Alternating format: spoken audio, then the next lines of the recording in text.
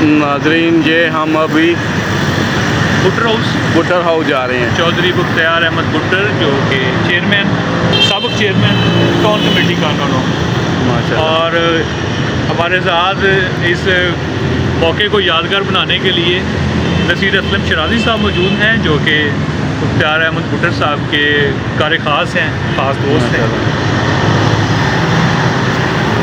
ये हम हवेली में जा रहे हैं, बड़ी हिस्टोरिकल ये एक बंगला है 47 से पहले का।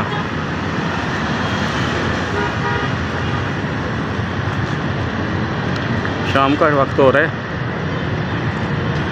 सर्दी के दिन है और दिसंबर का आखिरी हफ्ता, डूबता हुआ सूरज, घने अशजार और दूर तक खूबसूरत फैले हुए पाम के दरख्त हैं। और ये एंटीक हवेली, और ये ग्राउंड भी बड़ी एंटीक है। ये बार रोड कानी की मेन सड़क पे ये हवेली है।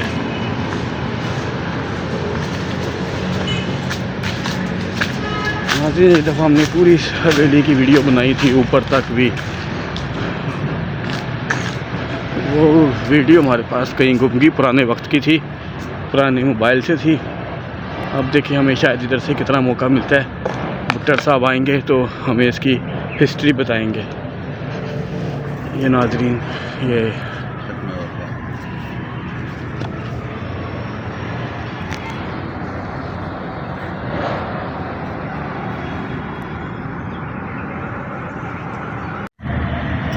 स्टार्ट करें।